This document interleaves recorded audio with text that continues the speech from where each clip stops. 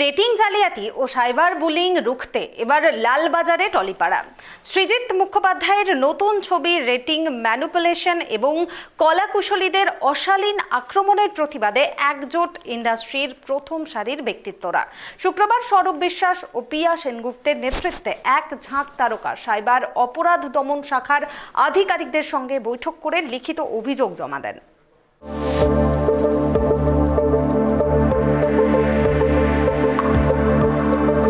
বছর শেষে টলিপাড়ার প্রযোজকদের তরফে রেটিং ম্যানিপুলেশনের অভিযোগ উঠেছে। মুক্তি পেয়েছে সৃজিত মুখোপাধ্যায় পরিচালিত লহ গৌরাঙ্গের নামরে। মুক্তির প্রথম দিনই সেই ছবির রেটিং বুকমাই শোতে ম্যানিপুলেট করে কমানো হয়েছে বলেই অভিযোগ। বেশ কিছু দর্শক বুকমাই শোতে ছবিটাকে 10-এ 1 দিয়েছিলেন, যাতে সামগ্রিকভাবে এই ছবির রেটিং হয়েছিল 4.9। কোনো এজেন্সির মাধ্যমে ষড়যন্ত্র করেই কি এমন করা হয়েছে? এবার উত্তর খুঁজতে চায় টলিপাড়া। সাইবার ক্রাইম রুখতে পুলিশের দ্বারস্থ হন টলিপাড়ার বিশিষ্ট ব্যক্তিরা। শুক্রবার লালবাজার সাইবার অপরাধ দমন শাখায় উপস্থিত হন স্ক্রিনিং কমিটির সভাপতি পিয়া সেনগুপ্ত, ফেডারেশন সভাপতি সৌরভ বিশ্বাস। সঙ্গে ছিলেন শ্রীকান্ত মোহতা, সৃজিত মুখোপাধ্যায়, যিশু সেনগুপ্ত, আবির চট্টোপাধ্যায়, পরমব্রত চট্টোপাধ্যায়, নিষ্পাল সিং রানে, নীলরতন দত্ত, রানা সরকার, শিবপ্রসাদ মুখোপাধ্যায় সহ টলিউডের বিশিষ্টরা। সাইবার অপরাধ দমন শাখার আধিকারিকদের সঙ্গে এদিন 1 ঘন্টারও বেশি সময় ধরে বৈঠক চলে টলিউড তারকাদের। একটা হচ্ছে যে সোশ্যাল মিডিয়ায় আমাদের অভিনেতা, অভিনেত্রী, প্রযোজক, পরিচালক সহ যারা আমাদের বিভিন্ন ডিগনিটিস আছেন বা যারা আমাদের স্টাররা আছেন তাদের ব্যক্তিগতভাবে আক্রমণ করা হচ্ছে। সেই বিষয়টা কমিশনার সাহেব বলেছেন আইনগত কঠোর ব্যবস্থা নেবেন।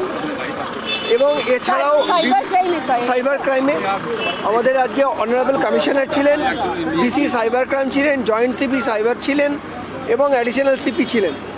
তারা সবাই বলেছেন যে আমরা কমপ্লেন পেলেই এর দ্রুততার সঙ্গে ব্যবস্থা নেব এবং যেই হুমকি, তার পরিবারকে নিয়ে হুমকি, মেরে ফেলে দেওয়ার হুমকি, এই যে বিষয়টা, এই বিষয়টাও আমরা তাকে জানিয়েছি। তারাও বলেছেন যে তারা কঠোর ব্যবস্থা নেবেন। এবং আরেকটা যে বিষয়ে সৃজিত মুখার্জি সেখানে বলেছেন, রানা সরকার বলেছেন যে ইচ্ছাকৃতভাবে কোনো সিনেমার রেটিং কমিয়ে দেওয়া হচ্ছে। সৃজিত মুখার্জি এটা এলাবোরেটলি সেখানে অনারেবল কমিশনার পুলিশকে বলেছেন যে কীভাবে, কী পদ্ধতিতে আজকে এক একটা সিনেমার রেটিং কমিয়ে দেওয়া হচ্ছে আর কিছু সিনেমা রেটিং বাড়িয়ে দেওয়া হচ্ছে। সেই বিষয়ে কমিশনার সাহেব সৃজিত মুখার্জিকে বলেছেন যে ইমিডিয়েটলি ডিসি সাইবার ক্রাইমের সঙ্গে কথা বসতে।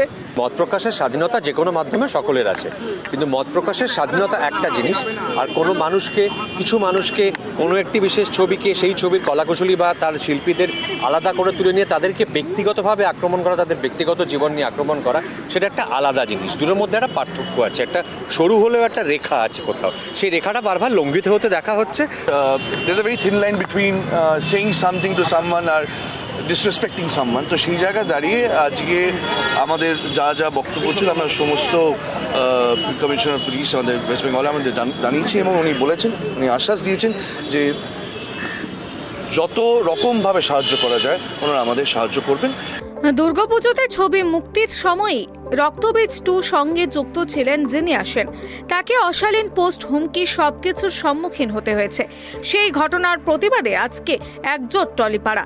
এর আগে ইম্পাতে স্ক্রিনিং কমিটির মিটিংয়ে সৌরভ বিশ্বাস খোলসা করে দেন যে বাংলা ছবি বা কোনো নায়ক নায়িকার অনুরাগী থাকা ভালো, তবে ছবির সঙ্গে যুক্ত বা তাদের পরিবারের কাউকে সমস্যার মধ্যে পড়তে হলে সেই বিষয়টাকে আমরা সমর্থন করি না।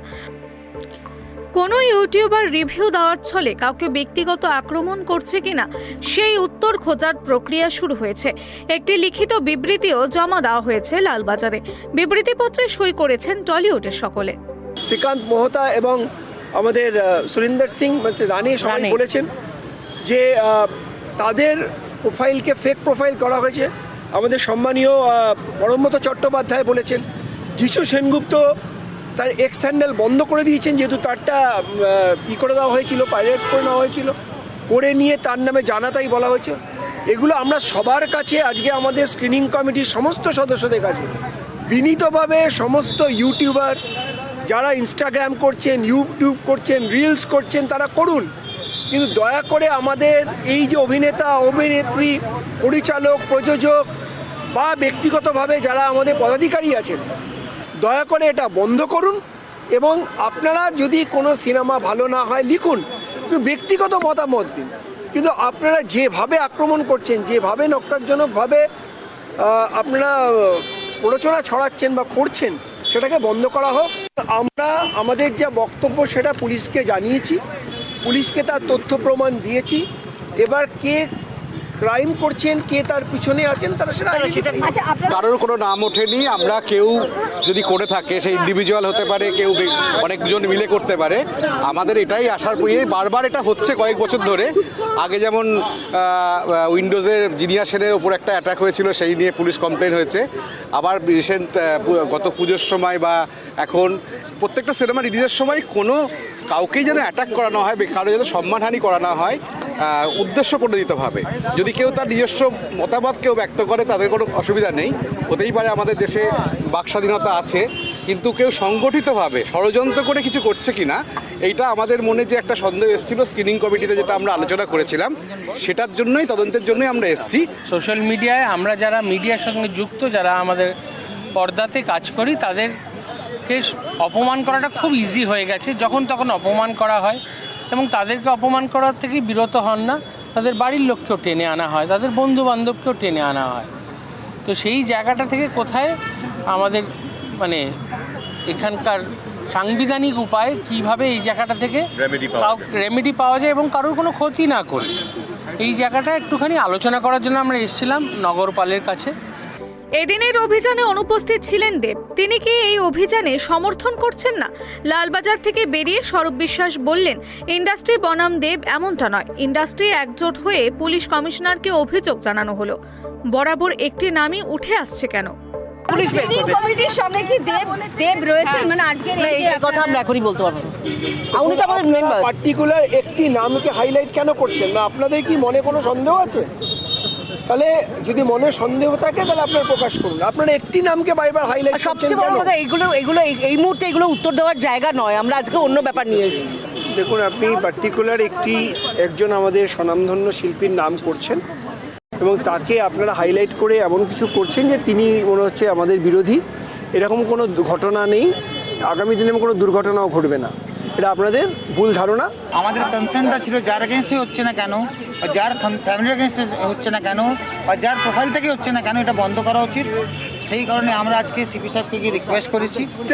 নিষ্পাল সিং, আমার মনে হয় ফিউচারে এইসব বন্ধ হওয়া উচিত, আর ইন্ডাস্ট্রি ঠিক করে চলা উচিত। That is what I want to say.